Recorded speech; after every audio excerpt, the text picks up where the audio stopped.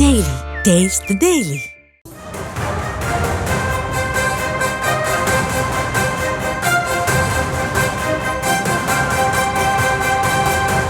அண்மைச் செய்திகளை பார்த்து வருகிறோம். திருப்புவனம் அஜித்குமார் கஸ்டடி மரணத்தில் அடுத்தடுத்து புதிய தகவல்கள் வெளியாகி வருகின்றன. இது தொடர்பான விவரங்களோடு இணைகிறார் எமது செய்தியாளர் மகேஷ். அவரிடம் பேசலாம். வணக்கம் மகேஷ், விவரங்கள். நிச்சயமாக போலீஸ் விசாரணையில் உயிரிழந்த கோவில் காவலாளி அஜித்குமாரின் நண்பர் அருண் மீது போலீசார் தாக்குதல் நடத்தியதில் காயம் ஏற்பட்டுள்ளதாக கூறி மருத்துவமனையிலிருந்து திடீரென அனுமதிக்கப்பட்டுள்ளார்.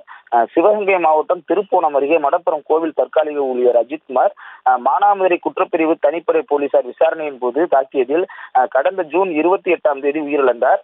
இதுகுறித்து விசாரணை நடத்திய ஐகோர்ட் மதுரை கிளை மதுரை மாவட்ட நீதிபதி ஜான் சுந்தர்லால் சுரேஷ் விசாரணை செய்து 8ஆம் தேதியான இன்று அறிக்கை தாக்கல் செய்ய உத்தரவிடப்பட்டது. அதன்படி ஜூலை 2ஆம் தேதி முதல் திருப்போணத்தில் காவல் நிலையம் அருகே உள்ள நெடுஞ்சாலைத்துறை ஆய்வு மாளிகையில் நீதிபதி ஜான் சுந்தர்லால் சுரேஷ் விசாரணை நடத்தினார். ஜூலை 5ஆம் தேதி வரை பல்வேறு சாட்சிகளுடன் விசாரணை செய்தார். இந்த விசாரணையில் அஜித்குமாரின் தாயார் மாலதி, அவரது தம்பி நவீன்குமார் ஆகியோரும் ஆஜராகி சஸ்பெண்ட் செய்யப்பட்ட டிஎஸ்பி சண்முக சுந்தரம் மற்றும் ஏடிஎஸ்பி சுகுமாரன் ஆகியோரும் ஆஜராகி வாக்குமூலம் அளித்தனர். 4 நாட்கள் நடந்த விசாரணை முடிந்த நிலையில் ஐகோர்ட் மதுரை கிளையில் நீதிபதி ஜான் சுந்தர்லால் சுரேஷ் தனது விசாரணை அறிக்கையை இன்று சமர்ப்பிப்பார் என தெரிகிறது. இந்த நிலையில் அஜித்குமாரை போலீசார் அடித்து விசாரணை செய்த போது அவரது நண்பரும் ஆட்டோ டிரைவருமான அருண் என்பவரை போலீசார் அடுத்து துன்புறுத்தியதாக போலீசார் தாக்கியதில் தனக்கு உடல்நலக்குறைவு ஏற்பட்டதாக கூறி மதுரை அரசு மருத்துவமனையில் தீவிர சிகிச்சை பிரிவில் அருண் திடீரென அனுமதிக்கப்பட்டார்.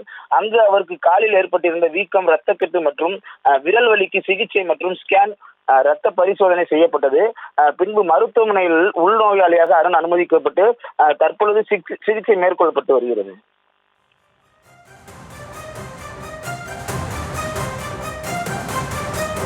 விவரங்களுக்கு நன்றி மகேஷ்.